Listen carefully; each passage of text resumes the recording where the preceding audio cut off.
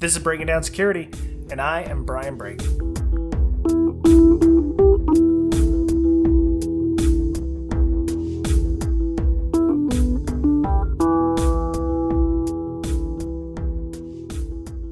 Welcome back, listener. This is Brian and Mr. Betcher for Breaking Down Security. Hello, hello. She's gone this week. Shut up. Wait. So this week, God dang it. It's like, really? God. I don't like pretending I'm in the future. That's why we can't have nice things. Anyway, so yes, Miss Amanda Berlin is gone from the show this week. So yeah, for fill-ins this week, we had two authors on. And you should have prepped me. I didn't know this is how we were doing it. You got to be improv, man. Got to have improv. So this week we have Amanda Berlin and Lee Brotherston on. I'm sorry. Is that how you pronounce your names? Yeah, that's totally it. B. Brotherston and Barlin. Yeah, Barlin. Okay. Barlin. Excellent job. Yeah, I try. I do what I can. So no. Commander. So as many of you have heard us talk about the Defense Security Handbook, both on our Slack channel, which we are doing the book club on, Miss Berlin and Mr. Brotherston wrote a book for O'Reilly. Yeah. So yeah, that was the one we were wanting to do for the book club for a while. It's still it's Dead Tree version is not available, but the electronic version is. So soon. Yeah. Less than a month to go. This is the slowest month ever. So okay, so how does that work? O'Reilly came to you both and asked you to do a book, or did you guys over a drunken, table napkin discussion Lee, do you want to tell your that side of the we story had enough first? we could do a book? Okay, well, I'll tell mine, and we'll probably, I don't know, Amanda's hopefully lines up with what I say. So I'd been talking to Courtney Allen at O'Reilly, who is in charge of getting authors together for their security series of books. And she'd been saying to me about, what would you write? What sort of gaps do you think there are in the security book market? So we've been talking about it.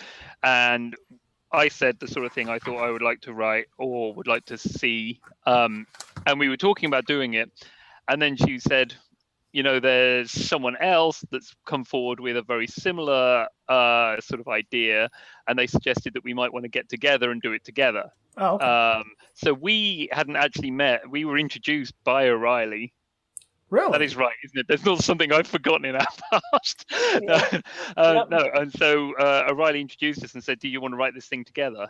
Okay, because the year that I met Courtney, that was 2 years ago.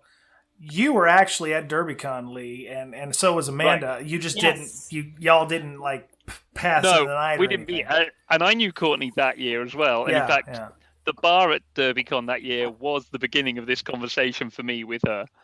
A lot of things at DerbyCon start in the bar. Mine too. Yeah. Same year, right outside of the bar was when I met Courtney. So you guys woke up and both of you had your O'Reilly stamps on you, and don't know how you got those tats and. Right. The mark of the beast. Yeah. Said, be here at this time. Okay. Right. So the idea was to write a book on how having, to help the blue teamers or to, help, start a program, or, I mean, what was the basic idea, and how did you get the table of contents the way you have them?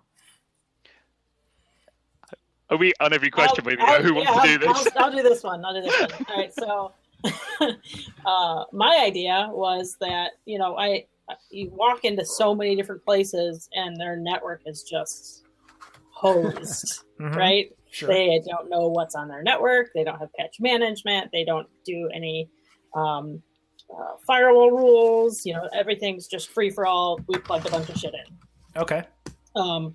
It was to get you from that to a stable point where you're not putting out fires all the time and you can actually work on cool stuff, right? So like once you get all the stuff put into place and you have a decent network, you can do like malware reversal or more advanced stuff where a lot of people worry about malware reversal or other things that shouldn't be because they still have Windows XP sitting around. Right. And your take on the whole Blue Team book, Lee, was? Mine was similar. Mine was that I keep coming across companies where they don't have a security person, and then they're like, "Yeah, we should like do a security now," and they turn like, "Hey, senior sysadmin guy, guess what your new job is?" Yeah. And it was the idea was to sort of serve those people, the people that are, they can sysadmin a box, they can configure a router, whatever. They can do sort of IT stuff, but they didn't know how to do the security stuff, and it was to give them the security add-on to existing IT knowledge to be able to go and start doing security stuff. So the basics, underpinnings of a security program. Sure. Okay. And I think we pretty much mashed the two ideas together. Yeah, yeah, pretty much. And at first we had the book split up into 3 sections. Like our proposal, the proposal that we sent out was 19 chapters and 3 sections. So the first section was going to be easy stuff that you could do for free. Mm-hmm. The second section was going to be hard stuff that you can do for free. Sure. And then the last was difficult stuff that's expensive. Okay. And then Lee went through and changed everything, which is perfect because it flows so much better. Like the way we had it before, it was really choppy. Yeah. I think. And now you can pretty much go from one to the end and do it in step. It's like more managerial stuff, and then it gets more technical as you go into it. This doesn't look very difficult. It's got about 3,000 pages in it, so it's fairly light reading. You probably finish that. So I can't tell you how many people I've run into that are the CISO of their company, but that's only a very small fraction, like 5% of their job, just because they have to answer questionnaires for future clients or current clients, things like that. And so they're acting CISO, but they're the only security person for their entire company. Now, who was the audience for this book? Who is going to get the most out of it? Well, that person hopefully does. We've covered it in a few areas. I mean, that person does too. Without trying to say a bit of everything for everyone, there's 21 chapters, and there's technology stuff, as in type this command line level stuff, through to you should write some policies. Policies are a good thing, So in theory, you can sort of pick and choose depending on your level. If you're the only security person, you probably do have to deal with policies and firewall rules and AV and whatever. In which case, then there should be like everything applies. Yeah, but some people it's small enough that they do all of it. Yeah. Right. Yeah. And it is written deliberately that each chapter should be able to be taken as a standalone. Oh. So if you're looking only to do half this stuff, you don't have to read the other half. You can just pick the ones that you need. If you know stuff already, I mean, there are inevitably a few cross-references between chapters, but they're nearly all a standalone. So you wrote it like a how-to manual. So how to do, like in chapter 2 is asset management. So if you need to do asset management, here's good 15 pages on how to get started with that. Right. And and from what I saw, there's numerous addendums or links to other things that you can talk about. Like in chapter 1, when we did the book club, there was links to the NIST 800. There was the OWASP top 10 stuff was in there, I think. You mentioned several things for helpful items. I've only skimmed through about chapter 3 because I want to keep it nice and fresh for the book club. But so it's really good. Yeah, I mean, like you say, each of these chapters could probably be expanded into a book in itself if you wanted to deep dive. None of these are like the complete guide to whatever. It's setting foundations and setting people on a path with where they want to go. And if they need to deep dive, go buy a forensics book or a firewalling book or whatever. Or now we have the next 21 ideas for our next 21 books. Right, Yeah, exactly. Wait a couple of years. It will be 8,000 pages by the time you're done.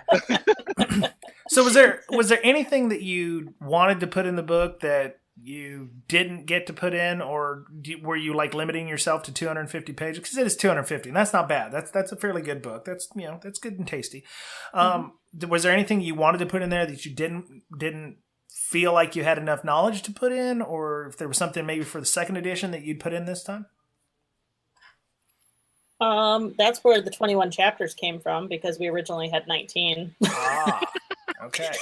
So as we went along, I think so our final 100% draft copy was due the 1st of 2017. It was the first week in December, and Lee and I are like, I think we should add this chapter. That sounds good. So because we totally forgot about logging. But that also illustrates why there aren't even more, because there is the point where you've been working on this for months and the deadline's in a week, and it's like, we need to stop thinking of new things. So I don't know. I haven't thought of anything since then. Yeah. That would be another chapter or half chapter or whatever. No. It's just been a compilation. I had an Evernote document up where if I was driving somewhere and I'm like, I have to remember to put that in the book, I'd be like, I just do an audio clip in Evernote, and so I didn't forget to put it in at some point in one of the chapters. Well, that's good.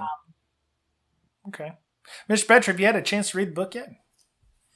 No, I'm waiting for the paper copy so I can get it signed by the authors. Yeah, well, the problem is you're going to have it mailed to Toronto to have it done, because he better be at DEF CON. I hope I'm allowed. Yes. Yes. Yeah, we talked about that ahead of Foreigners. time. Stupid foreigners. Wait. I didn't say. I don't. Oh, okay, where's that at? I better knock that out just in case. Somebody will take offense at me saying that, and I don't want to say that. As I say, you're the one that gets the hate mail. Yeah, I haven't gotten anything yet. Yeah. No, it's cool. I totally understand your reasons for not coming to the U.S., Mr. Brotherston. So, Mr. Betch, do you have any questions? I mean, I have other questions, but I don't want to hog it. So No, go ahead. Okay. I'll think of things. So we were doing. I hate to keep harping on the book club, but we did the book club. In the first chapter, I was like, okay, I'm expecting it to be fairly basic, hey, here's how you do security and stuff. You basically throw people into the deep end with a cement block. I mean, you start talking about what? You start talking. Okay, so my first initial thing before the thing was, because you're like, oh yeah, here's how you establish teams, and you're talking about get with the CIO or CISO, and talking about baseline security postures, assessing threats and risks. And I'm like, whoa, okay. Just simmer down now, because I was trying to figure out who the book is for at this point, because I'm like, well, okay. Did you read the introduction? What introduction? What? Well, that's not part of the book club. There is a section, I think. I might be wrong. I think there's a section that says, who is this book for? It is. It's in the introduction. Oh, yeah, there we go. Security 101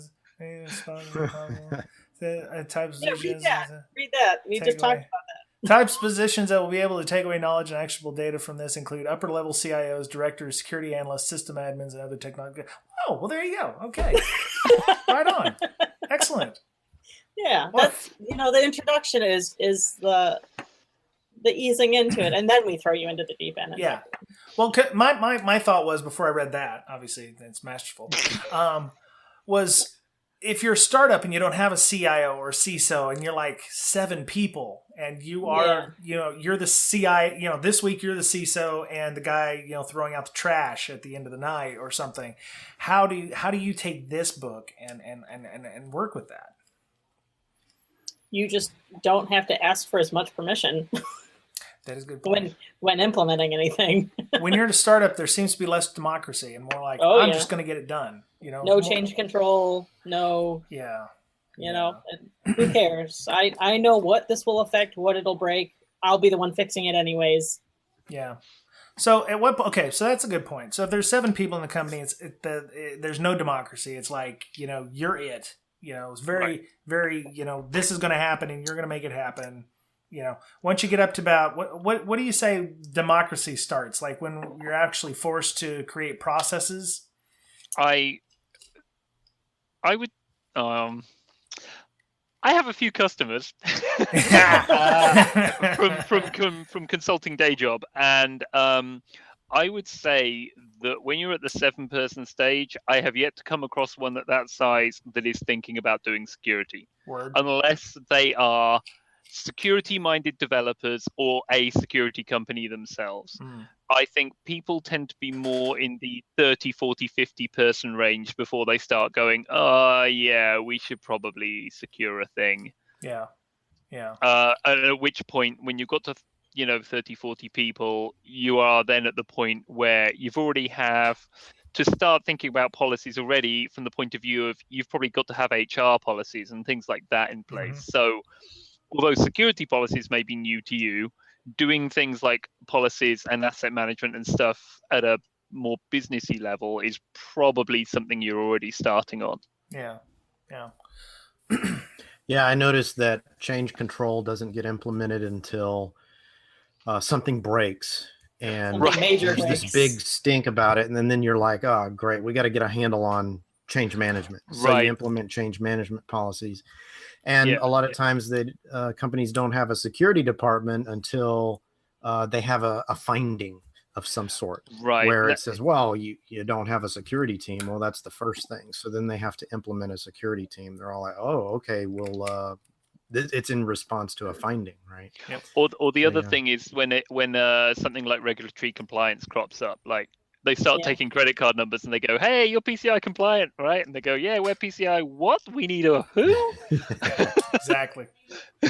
Or if there's a change in upper management, if they get a new CEO that's been somewhere that's actually done security before, they're like, what are you thinking? Why do you not have this yet? Yeah. A lot of times they'll bring in ringers like that, and then it's like, oh, okay, now we got to, get our stuff together. So it just occurred to me that you guys wrote this book because you're both consultants, and you see companies that do security like crappily or not at all. Yeah. And so this is kind of a sort of a, gee, I wish people would have read this book type book, right? Right. Yeah. But this was me. Like, I did sysadmin stuff forever. So I walked into company, like I took up a new job and I walked into a place and it was horrible. Like, and I had to start all over again from scratch where we had just done that at the previous place. Oh, isn't that hurtful? Yeah. I mean, it's fun. I enjoy doing it just because I like fixing things, but. And I think a lot of people view security as a bit of a magic thing, like you've got to come in and like have all the blinky boxes and doing all sorts of magical voodoo to fix stuff, and they don't realize that like some of the best stuff you can do is just like patch stuff. Like if everyone went and patched everything, they'd be in a way better place. Forget doing anything else. And I think there's 3 or 4 areas like that are well within the grasp of people, and they just maybe don't realize what impact it has or something like that. And as a consultant or as a new start at a company, you go in and they're expecting you to be going straight for like the O-Day protection appliance, and it's like no, Windows Update, that's what you want. Yeah, none of you have changed passwords in the last 3 years. Right, or you just have terrible passwords or no passwords, and you're still using FTP to upload code. Oh my god. Yeah, with your passwords in it. Yeah. Right, or everything runs on a giant flat open network that's exposed to the internet or whatever. It's like, is that something you've seen recently? I couldn't say, but it has been seen at places. No, but it's like companies are in various stages of maturity, and if they don't do security, I think they often don't realize that there are some really simple things they can do that can be quite impactful. And I'm hoping that's the sort of thing that we can highlight a little bit. No, that's cool. You guys talked about the top 20 security controls. You mentioned several frameworks. Now, a lot of those appear to be U.S.-based stuff, like Octave. You mentioned the NIST guidelines, the top 20 security controls, which, depending on where you consider Tripwire to be, it's a U.S.-based company or not. Was there any non-U.S. frameworks or controls that you looked at for inclusion into the book? I don't know if there are any. I know there's the ISO standard, which is supposed to be like the international standard, but it's not really, you mentioned the NIST cybersecurity framework, which we've done show on. Was there anything, is there anything outside the U.S. that we can mention? There is. Well, funny you should mention ISO, because a lot of it is taken ad hoc verbatim from British Standards 17799. That's right. But just getting that in there. But to be honest, a lot of what our target audience will be US anyway, so it's probably most relevant to a lot of people to start with. And there are other standards, but especially given demographics, we might as well go with what they know. I mean, there are equivalents, and for example, Europe and Canada and a few others have some other approaches to protection of PII and that kind of thing. But it's hard to kind of cover everything, because we were saying it's casting a wide net kind of book. And so I think you have to cover the common ones, and like you said, ISO and stuff like that is fairly well recognized worldwide, irrespective of its roots. It's a lot of people know what it is. Yeah. And like Amanda said during our club, she said they're all open source. So even if your company is based somewhere else, you wanted to follow the NIST guidelines, you could technically do so. I mean, it doesn't help you if you're German, and for the German government, they have their own guidelines. But do you think the reason that there are so many guidelines in the U.S. is because of government oversight, or we just, I don't want to say we care more about security. Are we more aware of our lack of security, so we try to create frameworks that make us secure, or try to make us secure? I have a view, but I keep jumping in on questions, so I'm going to let Amanda speak. No, you take that one. Mr. Betcher, you're an American. You do that. No. I also think, I'm going to sound horrible now. I also think that there are standards from around the world, but perhaps as an American, you pay attention to the American standards. See, that's why I asked about overseas standards. I know about GDPR, and it used to be Privacy Shield, and now it's whatever is going through European courts, and yeah, that changes on a weekly basis. Who knows what That's what I know. That's what I know. And everybody knows the ISO standard because it's the one. But I didn't know if there was any other like risk or security frameworks out there that are available. I know MITRE. They spell MITRE wrong, so it must be a European version. Like, there might be other guidelines out there, but I only speak English. Wow. So I don't know how to search for the Chinese ones. Or that is a good point. Yeah. Yeah. And to be honest, if we're writing a book that's appealing to as many people as possible, there are probably more people adhering to the US guidelines. I mean, amongst other things, there's a bigger US population than most other people that are likely to be buying it. That's true. So it's probably aligning better with what they're likely to come across in the workplace and that kind of thing. Yeah. Well, I was just thinking along the lines, if you're a multinational corporation, you may have to deal with the information security requirements of the government of France or Germany or India or, Indonesia or whoever, So, obviously if you go with a known standard, we're NIST compliant. Well, that doesn't mean anything in Germany. Sorry, dude. Right. I mean, the one thing I would say is that I've worked in a few different countries, and there's two areas, I think, where you get local variations. One is regulatory compliance, so, financial or healthcare and things like that. Yeah. The other is protection of PII. Sure. Most countries have some kind of guidelines on that, but it varies, particularly because they have different concepts of the ownership of that data. So in some countries, when a company collects data on you, that's their data. In some, that is still your data held by them. Yep. So there are different interpretations on it. However, I think they all generally subscribe to the same sort of underpinning principles. So it's still, don't keep hold of data you don't have to keep hold of. Only hold it for an appropriate amount of time, place appropriate controls on it, blah, blah, blah, blah, blah. So although you're only talking about a specific standard and referencing it, a lot of the time the principles are very similar and a lot of the guidance can be reused. Oh, that's good. Yeah. I think that's the case across all the U.S. standards too. I mean, for the most part. Yeah, I used to have a spreadsheet that had the same thing.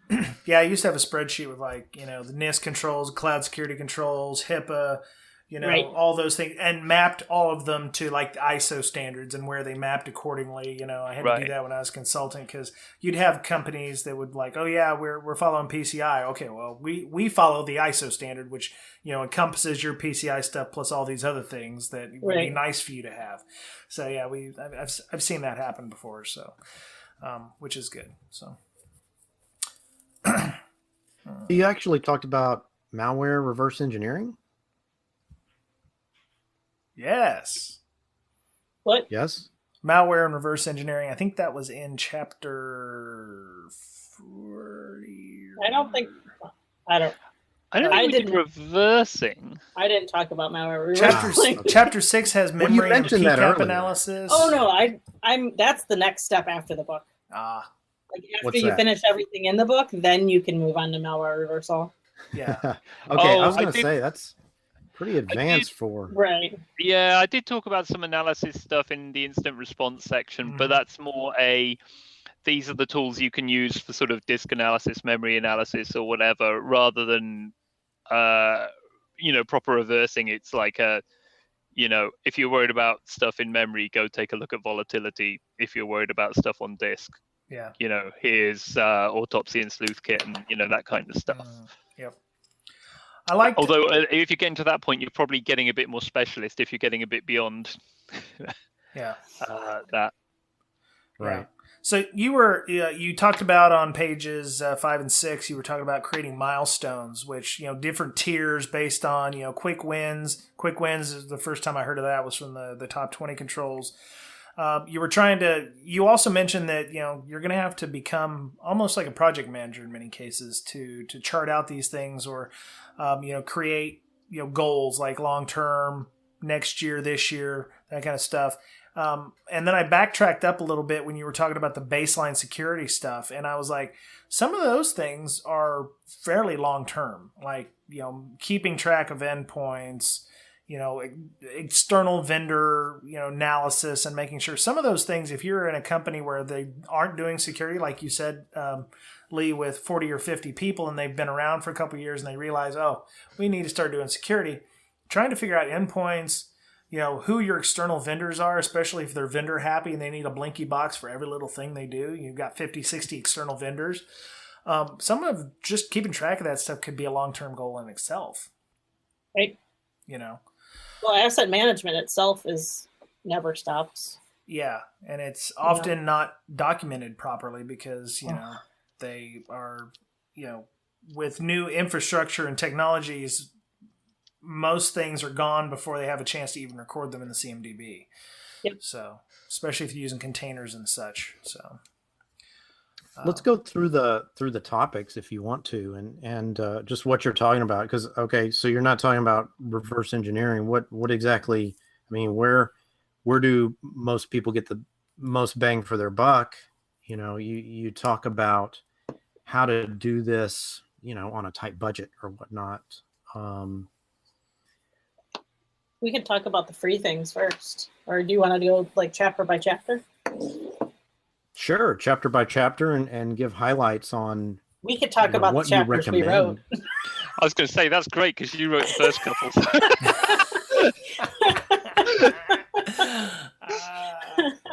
Well, you didn't read each other's chapters? What? Oh yeah, we did. Yeah, Lee's like, I don't want to deal with asset management. You deal with that. We didn't do it in order. We just broke out topics and took topics each. Oh, that's like either what we were both best at, and first we went through and decided what we were both good at ourselves, right? Yeah. So we had very complementing skill sets on the overall picture of the book. And then we were left with a handful that neither of us wanted to write. Asset management, policies. Yes. So rock, paper, scissors, that one, and move on. Yep. You're like, all right, I'll take this one, or I'd rather you do this one. I have strong feelings, and I don't want to be putting them on paper. Yes. So that's how we split them up. So how did you guys handle tone? Because obviously you guys would have very different ways of writing. Some of that may shine through. How did Courtney and them, did they tone you down, or did they go, hey, maybe to keep kind of... I went through and removed all these extra U's. Extra U's? Switched all the S's to Z's. What? Right. Okay, right. so all Lee those wrote extra in the U's. third person, and No, I Amanda, wrote you wrote in the second person, right? we actually got... I might remember this wrong, but I swear we got comments that compared to a lot of people that do it together, that we actually were fairly similar in writing styles compared to a lot of them. Oh, good. Yeah. But they do... That was our goal. Sound like one person. But they do go through afterwards. That's part of what the editors, when they reread stuff, is they do exactly what you said, not switching, but keeping consistency of third person and first person and we versus I and all that kind of stuff. That's what the editors take care of for you, or at least tell you that you're doing it wrong, whichever way around. Yeah. But that's the kind of detail that they pay attention to. They trust us to pay attention to the message, and they fix the grammar and some of the language around it if they need to. Okay. Very nice. Well, we already talked about chapter 1, pretty much. Yep. It's the chapter that starts you out in kind of the overall security program. At first, we had started it with like Microsoft and Linux security before we had switched all the chapters around. Yeah. And one of our tech editors, one of my favorite people, Alex Hammerstone, gave us a great idea. He's like, this kind of starts off kind of rough. You should probably start it off with explaining the whole point of the book, and how to implement all of this. So that's where that chapter came from. So we talk about use cases, tabletops, drills, milestones, assessing your risks and that kind of stuff, like things that you should do in the beginning before, as you're bringing the security program up. We tie like a potential threat to each level of the kill chain, and say, what the kill chain step is, what the malicious action is, the defensive mitigations that you can put in place for those at each step, and then monitoring that you can do, in a security monitoring system for each step. So that's chapter 1. Chapter 2 is asset management and documentation, which nobody's good at. I mean, I'm sure there are people out there that are good at it. I'm sure there are. But I don't know who they are. But in a general sense, nobody. Right. Like I one day hope to really work. Well, our company isn't that big, so we can have a pretty good handle, and we're security, So we have a pretty good handle on asset management. But like a retailer or any other large corporation, they all suck at asset management. So this is kind of the steps to go through collecting the data. You can use your MAC address tables on switches. You can use DHCP. You can use a variety of things. Like we put some PowerShell scripts in there to pull assets out of Active Directory. Sales invoices. Nmap. Yeah, right. That you should start at different, wherever technology comes into your organization, that should be the start of your asset management. And then all the way until things die, right? So taking care of, you have a laptop that's dead. You don't want to just throw it in the trash because that hard drive could have stuff on it. So, the different ways you can dispose of it. And then documentation, just a list of good things that are, it's nice to have for documentation. So vendors, your licenses,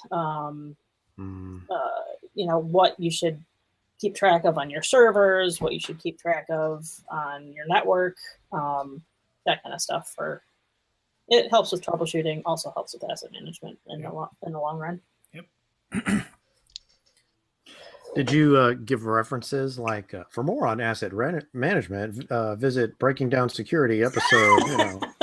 No, they didn't. By the way, he wrote your forward. I'm just going to throw that out there. But BreakSec is in the book. Really? Twice. Is it? Ooh. Twice. Nice. It's not in the forward. In my bio. It's in my bio. It's not in the forward. It's in my bio, and it's at the end because there's a extra chapter with things that we couldn't fit anywhere else. Yeah. Who did your forward, by the way? Andrew Callett from Defensive Security Podcast. Oh, that's great. That's awesome. No, that's great. Man, he's really awesome, dude. I really Congratulations. He's really good. That's a coup. Awesome that was guy. a coup there. Yeah, I'm glad he could take the time to do that for you. It's really great. So it's awesome. Brian's not mad at all. No, not seething rage or anything. Hulk smash and all that. Anyway, let's get back to the book. So yeah, right. So policies and so chapters 3 and 4 are probably the shortest ones in the book, right? They are. There's a reason for that. I did those. Those were you lost the draw and ended up having to do those. Is that what it was? Well, Yes. You know what? Here's the thing. Because what's in them at the minute is things like the sort of language to use, like stop saying should or may, say things like will, so that they're like very definite, unambiguous statements. So it's the language, it's the sort of topics you should use, it's what should be in the content. So, like version numbers and protective marking and blah, blah, blah, all that stuff, okay. which is where we are now. But the logical next step to go into detail is to start giving like full example policies.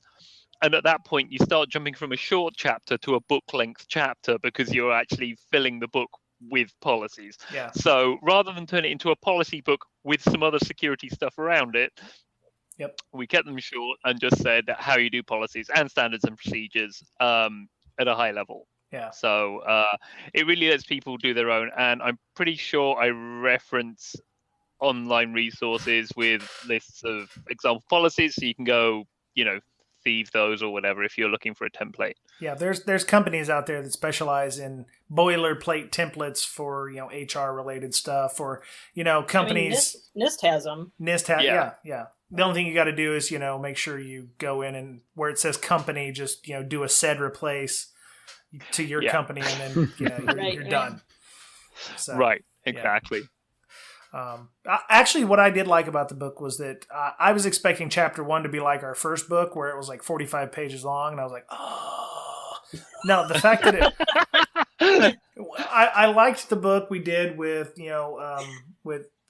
Building Security In by Gary McGraw, but it was like he had one chapter. It was like 30 pages. I'm like, oh my god, just let it end. Ours, I think, not counting the last one because that's probably the shortest one. They range between, what is it, Lee, like 3,000 and 4,500 words per chapter? Yeah, they vary a little bit. Because some of the high page count ones are actually because of graphics, as I recall. Yeah, that makes sense. Yeah, there were a lot of graphics in Gary's book. The words are more consistent between them. Cool. So is there going to be an audiobook of this? Do you know? We're not. I'm not sure. If we are, Lee's reading it. I was just going to say, not if I'm reading it. Oh, wow. I cringe hearing myself talk on a podcast. I'm not reading a full 200 and something page book. Well, maybe you guys could switch off, do the chapters you wrote, and then it would be very unique because usually it's just one person reading the same book all the way through. So you could be like, "This is Amanda, and I wrote chapter 7 on disaster recovery." Or something like that. Maybe we could just paste it into Microsoft SAM and have it in that nice monotone. Oh, very computer nice. voice. Oh no! Yeah, Defensive Security Handbook as written as wrote by Amanda, audio book by Stephen Hawking or something like that, industry compliance standards and frameworks, that kind of thing. Yeah. Exactly. No, that's a horrible idea. Or you guys could read each other's chapters. You'd be reading through this, man. It's like, what the hell is this? What is he talking about? I didn't read that, but that doesn't make any damn sense. Stupid British guy. God. Oh, wait, my bad. Can we go back? Yeah. No, that's cool. I actually read it last week. Yeah. In 5 days, cover to cover, out loud. You said it put your cat to sleep. It put me to sleep. Wow, that's a glowing recommendation. It's very difficult because, we have read it like 5,000 times. Yeah. Oh, okay. Did they make you do your own proofreading? Because after a while, you start seeing the same stuff. We did just because we didn't want the editors to do everything. Yeah. I had done a review on a book, like a tech review on a book that one of the authors obviously didn't use anything with spell check. Yeah. Or had read it out loud because half of it didn't make any sense. Yeah. I like to read my stuff out loud before I submit it. So I do that with blog posts and all that kind of stuff because emails. Not emails. I'd be talking out loud all day. I wouldn't have a voice anymore. Yeah. But I thought if you read it out loud, you find a lot of mistakes that you wouldn't if you're just reading it. Sure. Yeah, you hear the way things sound on the page, and right. Yeah. No, that makes sense. Makes sense. So that was a rough time last week reading through all of it. Well, I don't think we should go through all the chapters because we want to give some people, we want to give people, something to buy on. You guys have some vulnerability management. You talk about development in here. Why development for a security page? Developers don't need security. Yeah. So the development one was, I think I even preamble in that chapter that this may not apply to everyone. But the point is that not all languages are built the same. So there is a little bit about selecting your language. Not everyone has the luxury that many are tied into the language by virtue of what they're doing. Yeah. But trying to defend some assembly or C you've written is very different to writing secure Python or Golang, because you have type-safe languages, you have scripted languages versus compiled languages, you have languages with memory management and garbage collection and all different things. So anyway, it was a quick high-level view so that if people are making decisions, not so much that it is the be-all and end-all of language selection, but just to give an idea that there are different classes of vulnerability. So these are the high-level things you want to think about. And then it's some SDLC stuff. Okay. As in, you should hear of SDLC. Yes. I noticed you didn't mention the word Java at all anywhere in the development, your little teaser there, because that'd be a whole book all by itself, securing Java. Right. There are lots of books by that. I didn't want to go too much into it because that's another one of those, there are entire books on developing for each language without even touching security, just on making it work. Yeah. If you want to get into security, then that's a whole ton extra. Mm-hmm. So really it's about consider the life cycle and make some language considerations, and it references sort of Microsoft's reference SDLC in there too.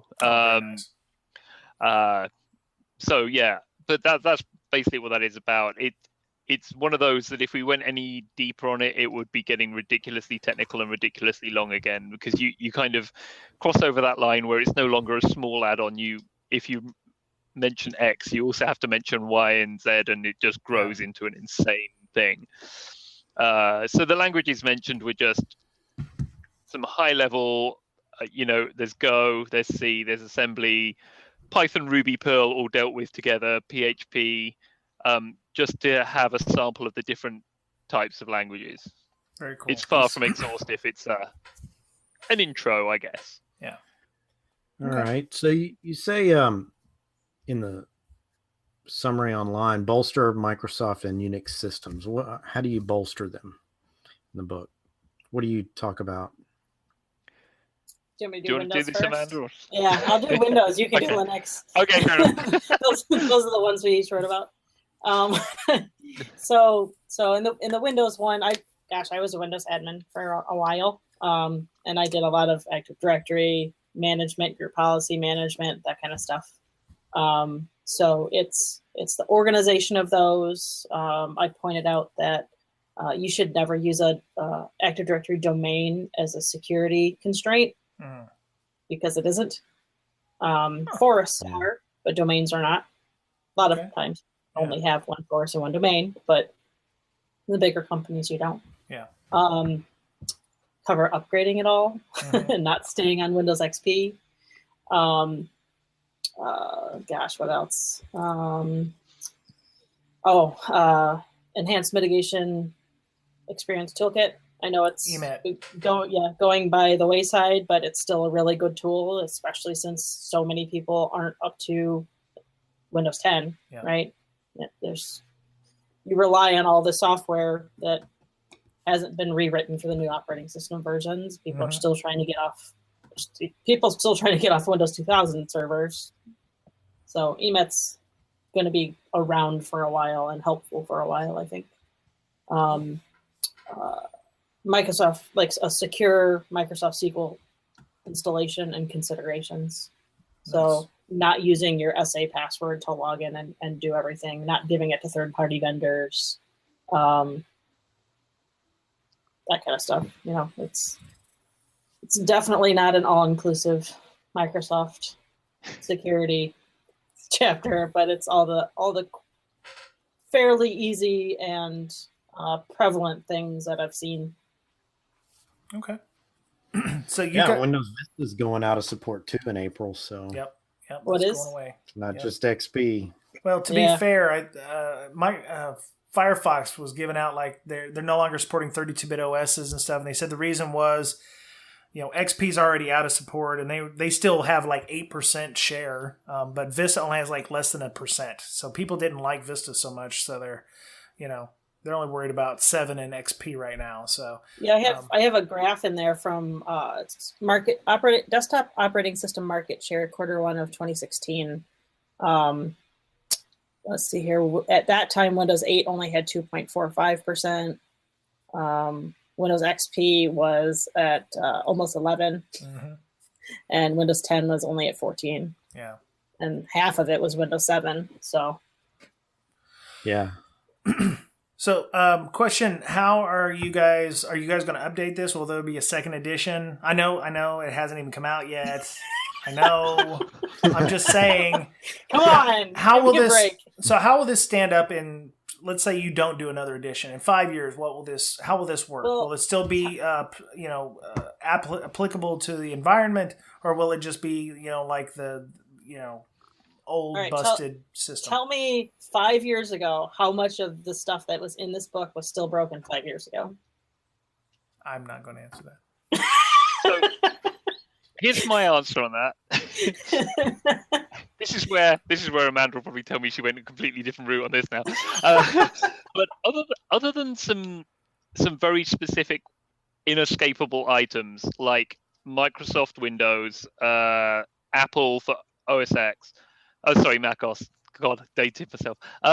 Then we have tried not to really be saying use this specific vendor item. So take vulnerability management, for example. We didn't state a specific vulnerability management tool that you should be using.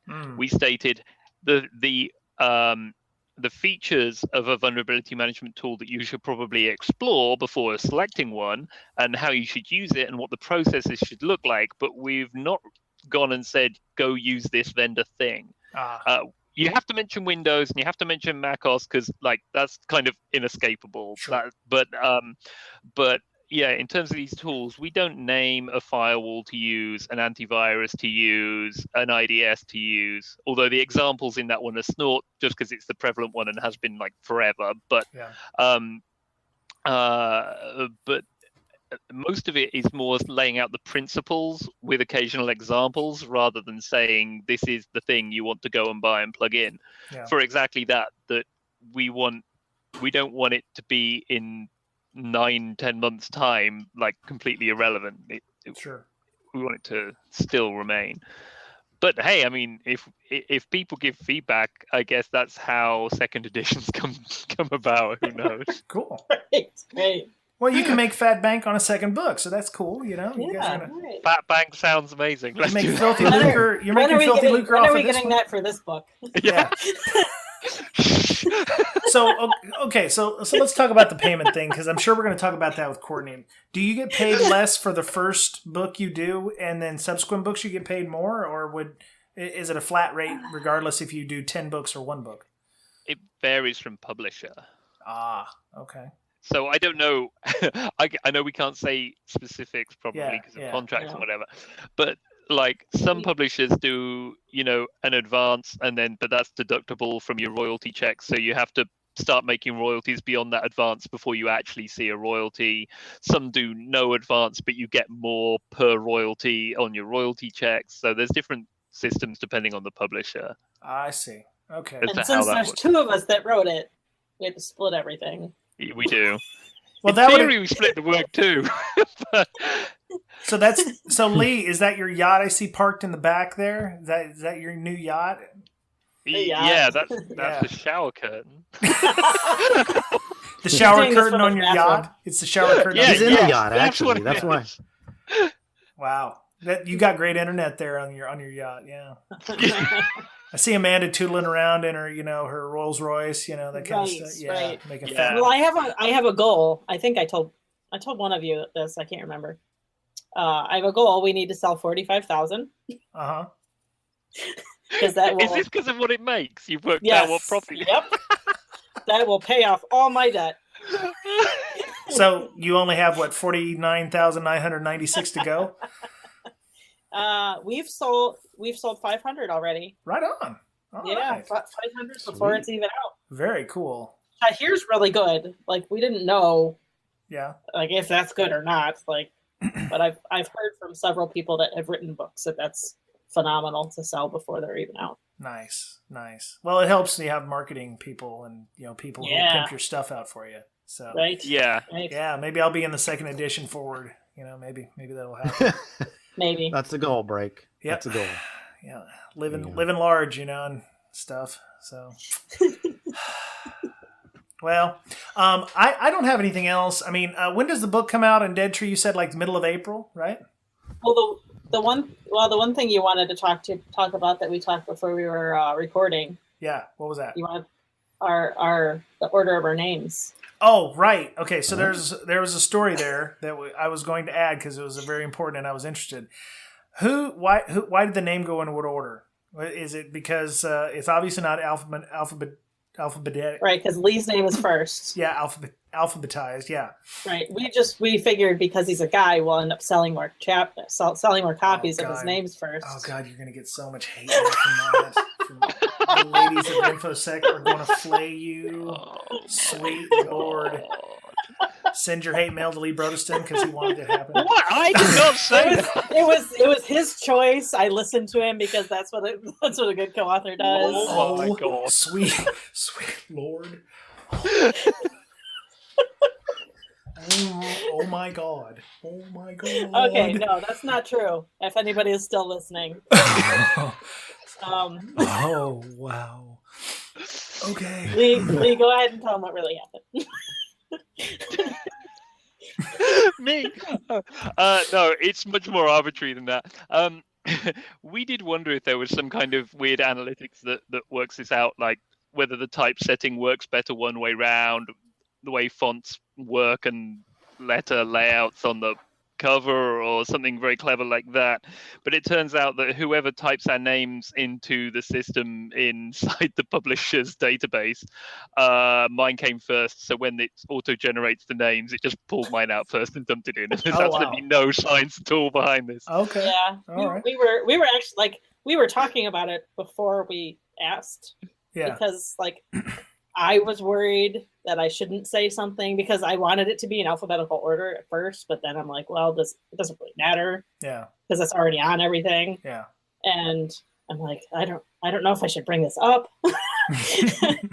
So we talked about it and we're like, well, maybe it's because they think we'll sell more, or maybe it's because the typesetting, or they took the decision away from you, right? They took the decision away from you at that point? And not knowingly. I don't think they said we can't decide, but no, it was just appeared there. this way. Oh, yeah, okay. it just appeared when they gave us the program to write the book. Okay. So it could be that behind this, it's maybe their analytical data says that if a guy's name is first, it'll sell more books. They kind of pre-wired you, and they said, well, it's like that anyway. If you want us to go back and go to the trouble of making that change, I mean, we can do that, but understand with analytics that I've not seen come out of them already, I'm going to say that's not a true statement. Good. But because you want to write more books for them, so yes. Because of course we don't see this, because in the cover and stuff, it's all generated, that's generated by other people. We write the content, and it gets pumped into templates and stuff. So it's not who chose the porcupine? Right, that was another that was a story. That was like a 4-week process. We didn't even. The biggest decision we had to make was arguing over the animals. Really? We had all these ideas. At first, we both agreed on a narwhal. So we definitely wanted a narwhal on the cover. Yeah. But that was already taken. So we were finding random dinosaurs and So you could have wrote 2 more chapters if the cover would have been just blank. Right. Yeah. Wow. So they're like, here, how does this look? It's a porcupine. We're like, all right, that works. Well, as a defensive animal, that makes sense. I'm like, it's a good defensive animal. I'm actually really pleased with it, how it's ended up. Yeah. I'm going to get a tattoo of it, I think. Oh, really? Okay. Yeah. Wow. But not with your name on it, though. That one will be quite intricate. Or I'll put my name first on the tattoo. There you go. That's right. And not with the red diagonal pre-release thing written through it. But it does say raw and unedited. Yeah, so I think raw that would also and unedited. work well. Yeah. That's because it's stuck on top of the quills. Right. The sign is really stuck on top of the quills. Yeah. And balanced. Yeah, exactly. Right. Yeah. Oh my God. I've had way too much fun with this. I didn't even know where it was going. I was like, it's just going to be all cut and dried. Hey, we wrote a book here, with this DDD. No, it's fun to talk about. Yeah, this was awesome. Yeah, I appreciate that. So it's the most sexist we've ever been on this show. Oh my God. We're so going to get banned. So far. Oh my goodness. I can keep trying. Oh God. We already have the explicit tags set permanently, so that's cool. That's as of January 2017. Yeah. So if we have a female on the podcast, we're immune to that sort of bias. Oh, no, right. God. Oh yeah. That's how it works. No. I think that's how that works. I'll just point out That's the how ones that we works? shouldn't have on for that reason. Understood. Yes. Warning, eject. Yeah. I'm sorry we're full of guests up until forever. Yeah, exactly. Don't call us, we'll call you. Do the fadeaway. I've done the fadeaway on some vendors who wanted to come on and talk about their crap products. My goodness. So okay. Well, let's close this up because this went uber long, which is excellent. I always like having Mr. Lee on. Lee, not only do you do authoring stuff, you also do programs and applications. The last couple times we had you on, you were doing TLS fingerprinting, which is kind of expanded from there. Can you give us some idea of what you're doing and how we can get a hold of you to talk about cool stuff? I am. I've typecast myself from an open source perspective. I'm doing a different TLS thing now that isn't fingerprinting, but trying to fix the problem of these man-in-the-middle proxies that break everything. And I have a thing, and I would love to talk about it, but like you said, that's probably. Nice. Are you under FunDA? Are you under FunDA or something? No. This is all my own time. This is not restricted by work stuff. I did a talk on it actually, so it's not that secret. Okay. But I found some ways of doing things like implementing content filtering without actually man-in-the-middling the TLS. So you can do stuff like put a content filter or at least a content logging system in place without man-in-the-middling stuff, decrypting stuff, and all the associated problems that come with running your own CA and all that kind of stuff. Okay, and this is coming from the whole is your ISP man-in-the-middling you or whatever. No, sort of. That's what set me on the path of this, but this is an independent thing. Okay. Mostly because there's been a few studies out lately. There's a really good one that's got some people from like Mozilla and Google and MIT and Cloudflare. I think they all co-authored this thing, which says about all the horrible products that man in the middle you, not just the corporate content filter proxies, but like local AVs and all that sort of thing that do the Superfish style, throw a CA in your CA store and man in the middle everything, and like how terrible that is. And my last talk was also on that topic. And this is to sort of achieve what those products are trying to achieve, but not in the terrible way that they're doing it. Yeah. But that'll be open source too. That's a Golang based proxy thing that I'll be GitHubbing at some point too. Cool. I would love to come and talk about it. Does it have a name? It is really inventively right now called TLS Proxy. Wow. I will come up with something better soon. Where do you come up with your name, sir? Yeah. It needs something flashy. Wow. It's like that DerbyCon talk I gave. I subtitled as the most boring but accurate talk title because I don't do clever puns. I understand. No, what do I have to do? I guess what the theme this year is going to be like make TLS great again or something, isn't it? So if I want to 1.3 is coming out. 1.3 is coming out. I saw a couple talks on that. Noid gave a talk at our Black Lodge hackerspace, and I got to see a couple of people on the steering committee for TLS 1.3 coming out. Zero RTT is like what's causing a lot of consternation for folks because of possible man-in-the-middling, and they're trying to make it all perfect forward secret and all kinds of stuff. So yeah, I'm trying to get a couple of people from the steering committee on the show to do a deep dive on TLS 1.3 with us because it's very interesting. Very interesting. They're simplifying a lot of things. They're getting rid of a lot of the ciphers that are being supported. Basically, like 5 cipher suites and a couple key exchanges versions. But yeah, everything's getting like really pared down, so there's not hundreds of ciphers. So, and if anyone wants to play, the nightly builds of I think Chrome and Firefox both have TLS 1.3 enabled, so you can. That's right. Yeah, Gritty Grease on Twitter. Gritty Grease, who I saw at the NCC group thing, he asked people to install Aurora, which is the nightly Firefox builds, and enable 1.3 in it, which you have to go into the about config and set that up. But he wanted to find out how RTT was working, and you can find his tweets and help out if you can. He was looking for data, so. So how would people get a hold of you, Mr. B. Rotherston, if they wanted to get a hold of you? I guess Twitter, it's Synacpse, SYNACKPSE, or Lee at squarelemon.com by email, or blog.squarelemon.com if you want to read my blog that I haven't updated for a long time. Okay. All right. So you're all right. Excellent. I follow you on the Twitter, and you're on my RSS feeds. But yeah, like you said, it hasn't updated in a bit. But I've got some updates to come. I'll be throwing something up soon. Sweet. All right. So our authoress, Miss Berlin. Yeah. So Miss Info Sister, how do people get a hold of you if they wanted to? On Twitter mostly at Info Sister. Okay. That's SYSTIR, not TER. Right. Yep. Was that autocorrect? Was that an autocorrect thing? I've always wanted to ask. No. Oh, okay. So I can it's a short story. So I didn't join IRC until like 5 years ago. Okay. I think. And I was told like there's no girls on the internet, right? So wow. you don't want them to know that you're a girl on IRC. Oh, I see. So I'm like, I'll be clever. And I'm in information systems right now. That's like the thing I was in. So I'll do like a clever play on words. You would not imagine how many people didn't get it. SYSTIR. Yeah. Like I finally said it out loud the other day. I can't believe it's sister. I get it now. Yes. That's Very cool. So Okay. I was doing it to be difficult. Yeah. No, that's all right. And it just stuck. It just stuck. Nice.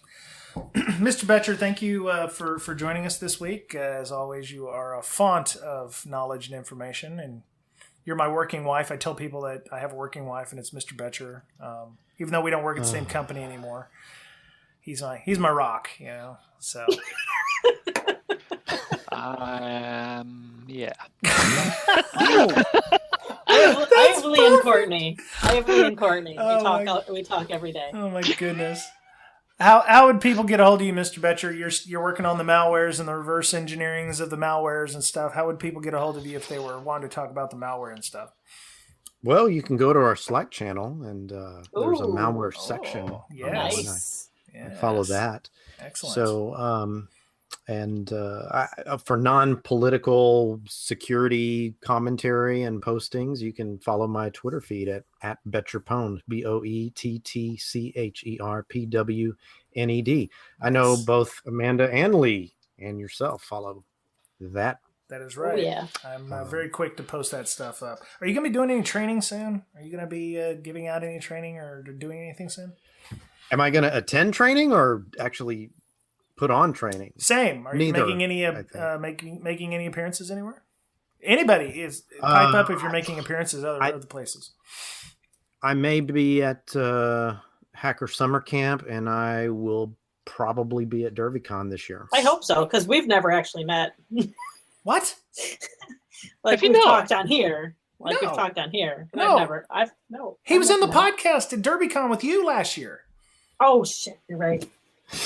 There goes our explicit We have tag met. again. Explicit tag. I forgot about that. I forgot about that one. I wasn't.